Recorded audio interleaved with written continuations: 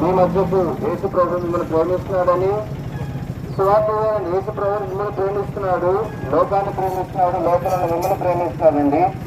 ఎంత ప్రేమించాడంటే ఆయన మన జనతహ మన పాపలుగా పుట్టిన భగవంతుని తెలియపరుస్తుంది.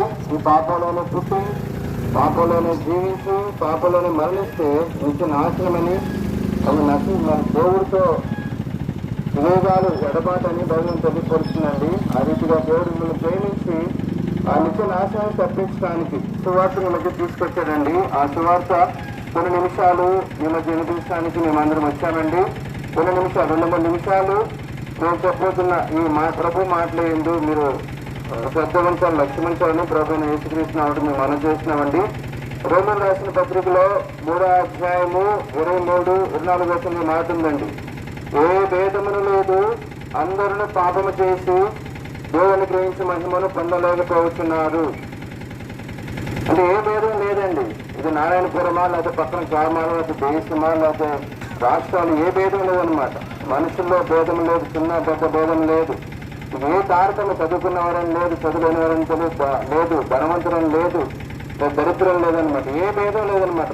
పాపలుగా అంటే బైబిల్ చెప్తున్న ప్రకారం మనందరం పాపం చేసామని చెప్తుంది అనమాట. ఏ భేదం లేదనమాట. కాబట్టి అందరూ పాపం చేశారు.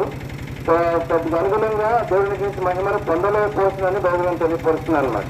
కాబట్టి ఈ రీతిగా బైబిల్ తెలియపరుస్తుంది. ఈ గ్రామంలో ఉన్న ఎవరైనా సరే, ఈ గ్రామమే కాదు, భూమి మీద ప్రతి ఒక్క మనిషి కూడా జన్మతః తల్లి గర్భంలో పుట్టిన మొదటి జన్మలోనే అందరూ పాపులను బైబిల్ తెలియపరుస్తున్నారు. ఎందుకంటే మొదటి ఆదామైన మొదటి మనుషులైన ఆదాము ఆజ్ఞాతిక్రమించడం ద్వారా ఆజ్ఞాతిక్రమైన పాపమని పాపంలో పుట్టిన పాపంలో పాపగా చెప్పాడు అనమాట. తర్వాత ఆదిమానమైన ఆదాము హవ్వలు పాపలుగా చేపడిన తర్వాత జన్మించిన ప్రతి ఒక్క మనిషి, భూమి ప్రతి ఒక్క మనిషి పాపిగా ఉన్నాడు అనమాట. అయితే మనమందరం పాపలుగా ఉన్నాడు, ఏ భేదం లేదనమాట. అయితే ఈ బైబిల్ తెలియపరుస్తుంది. రోమన్ రాసిన పత్రిక 6వ అధ్యాయం 23వ వచనం కూడా ఈ మాట ఉందండి.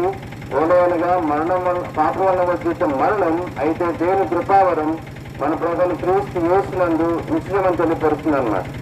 జన్మతోనే మనం పాపంగా జీవిస్తున్న మనం ఎవరు మనం చెప్పాల్సిన లేదు, అబద్ధమాడమని ఎవరు చెప్పాల్సిన అవసరం లేదు, దొంగతనాన్ని ఎవరు చెప్పనక్కర్లేదు, నరహత్యలను ఎవరు చెప్పాల్సిన లేదు, తర్వాత లోకానుసారంగా జీవించాలని ఒక వ్యభిచారంగా ఇది ప్రభు ఆజ్ఞ అనమాట. ఇవన్నీ ఈ ఆజ్ఞను మీరాలని మనకి ఎవరు చెప్పరనమాట. ఎందుకంటే మన నైజీ పాప నైజంతోనే మత జన్మలో మనం పుట్టామండి. అందుకే భగవంతుని తెలియపరుస్తుంది. ఏ భేదం లేదు.